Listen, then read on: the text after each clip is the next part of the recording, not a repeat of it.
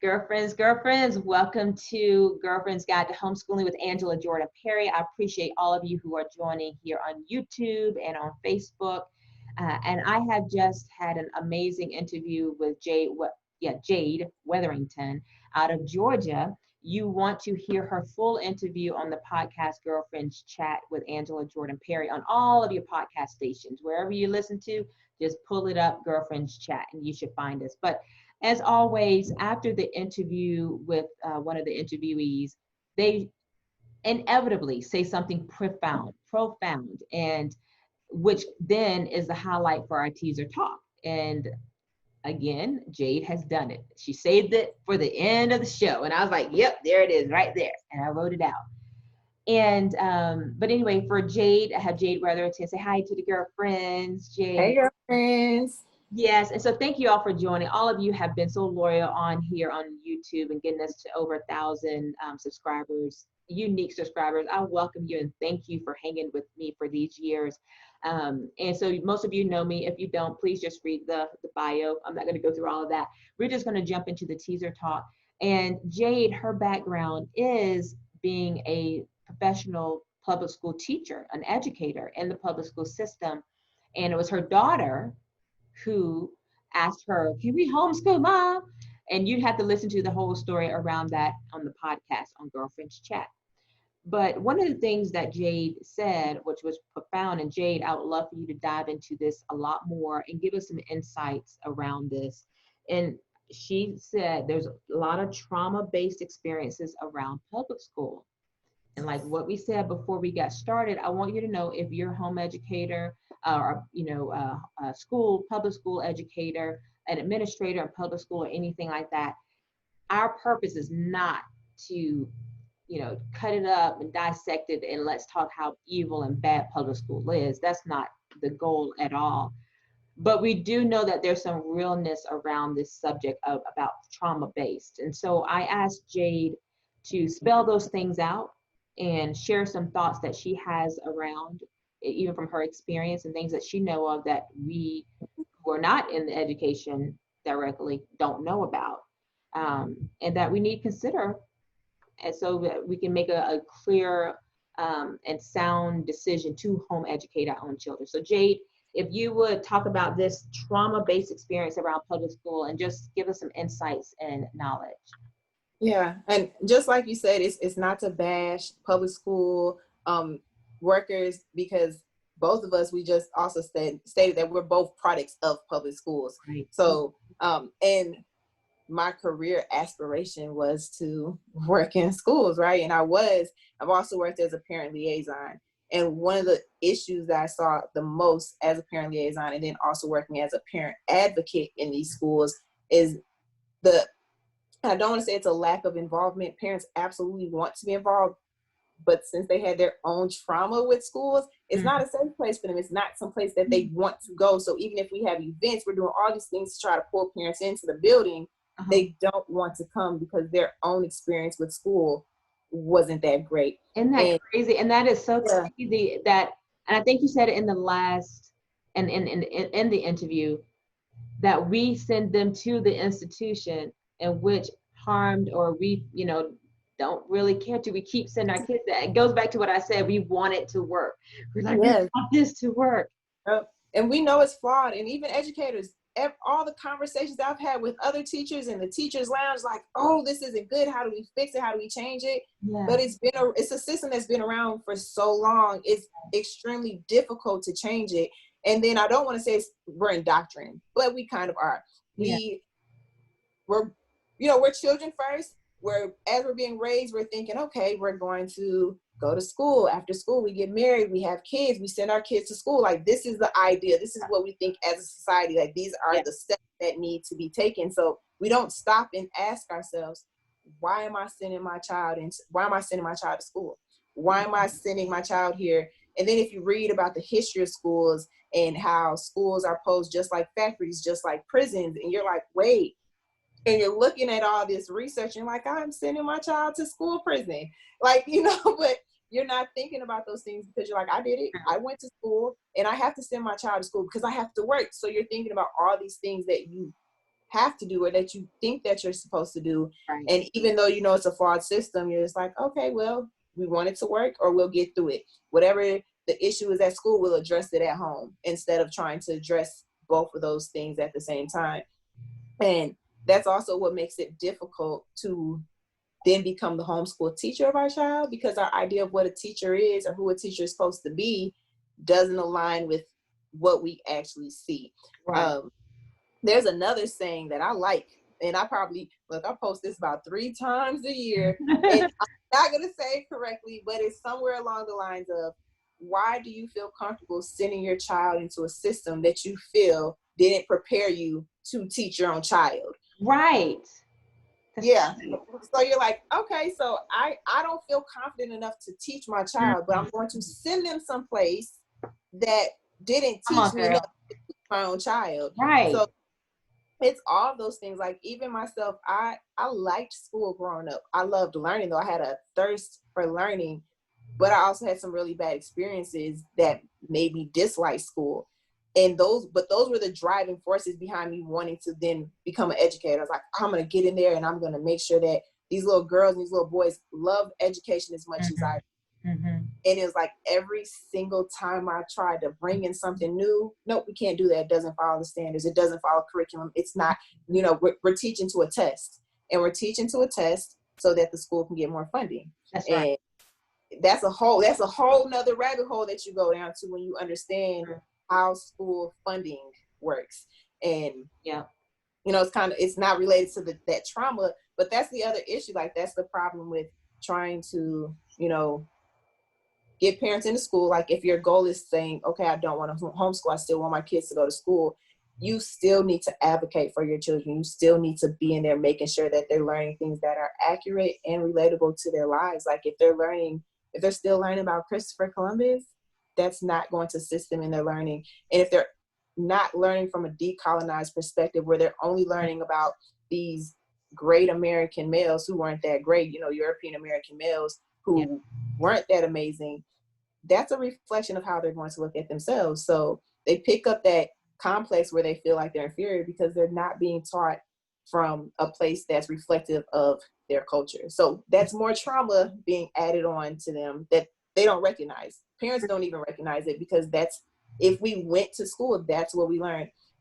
Even as I was getting my teaching license and I'm learning all this stuff, I was like, that's not real. I don't want to teach them that. I can't teach them that because that's not true.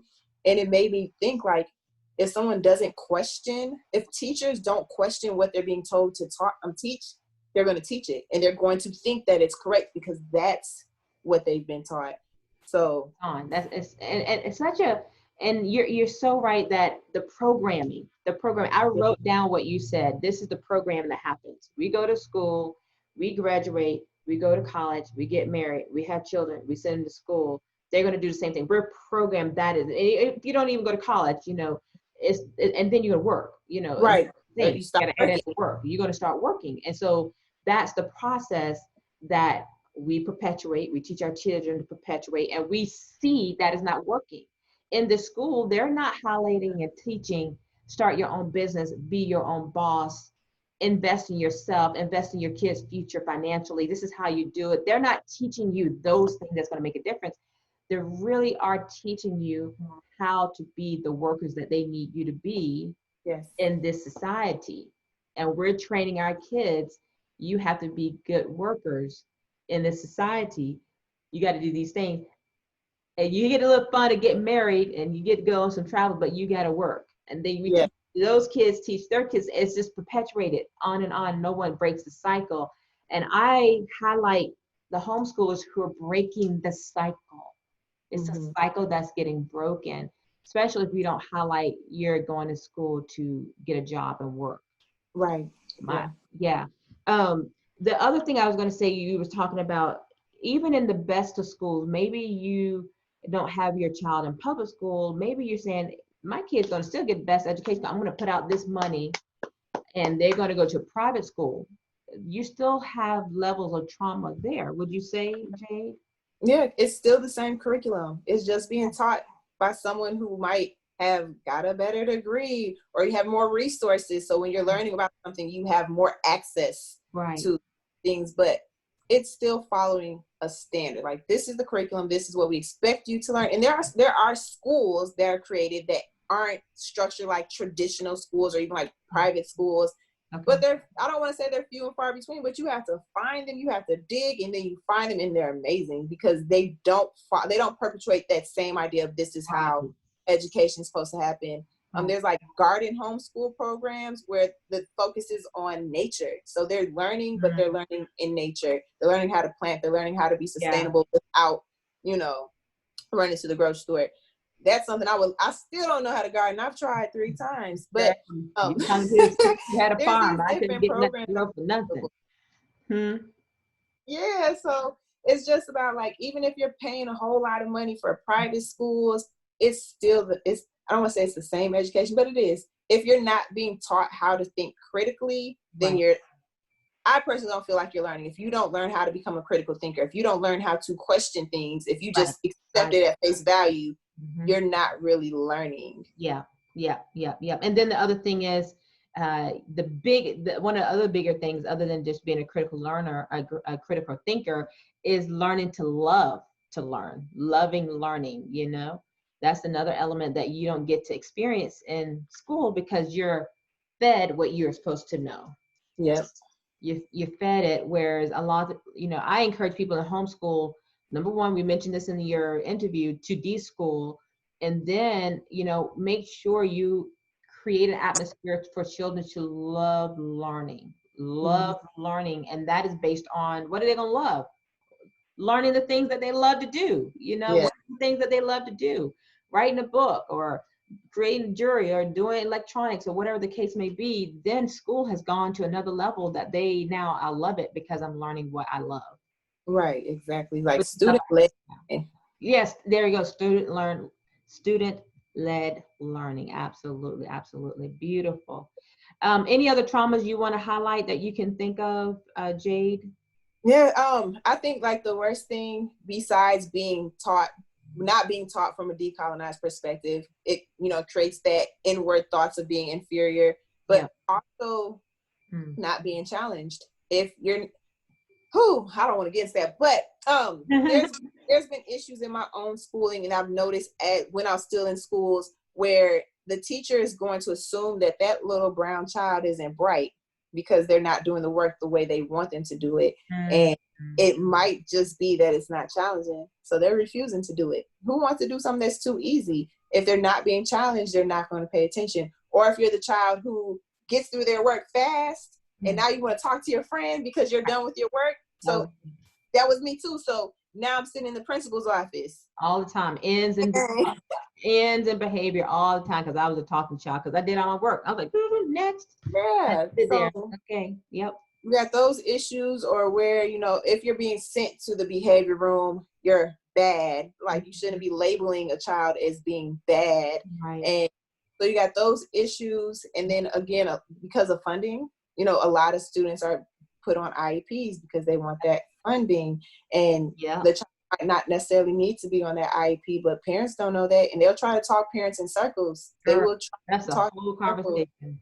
So there's that trauma. Now you're like thinking that you're not smart because you don't fit this European standard of education and brilliance, but you might really be brilliant. You're just better with your hands, or you're better with your words, or you learn best because you process through hearing or through visuals, but all that's not offered to you in your classroom. Here's the textbook, read it, take this test. If you don't pass this test, you're deemed dumb. Right.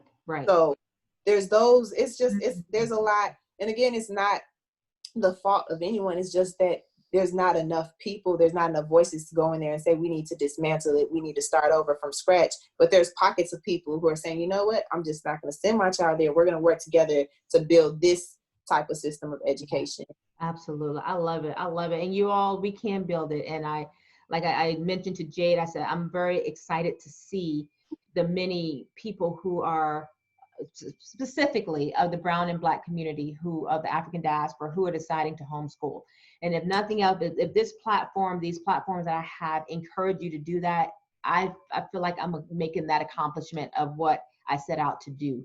And that's to highlight those who are doing it and doing it wonderfully and can say, hey, I've had some worse days where I want to throw in the towel and say I'm done. And then I've had the moments of my schooling journey with my kids where it brought me to tears. And you all to see that who are not homeschooling to say, shoot, I want the same thing for my kids. We may not do it right. It may not look pretty, but we're going to do it. Right.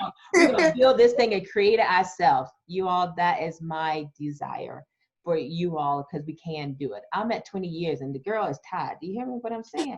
I want to retire like last year, but I can't because my youngest, he just turned 9 yesterday. So I got a while to go. What keeps me doing this thing is because I know it's the best thing for them. Tired, want to go sleep, want to be like, I'm done, all of that. But I know this is the best thing for them. And I hope you all will realize that too and get some encouragement. So Jade's information, contact information will be in the show notes. If you have questions, you want to know a little bit more, go listen to her interview. She shared a lot of resources that you all should be aware of. I'm now aware of. I'm so grateful. So Jade, thank you so much for sharing of your insights and wisdom and knowledge once again, girlfriend. Thank you.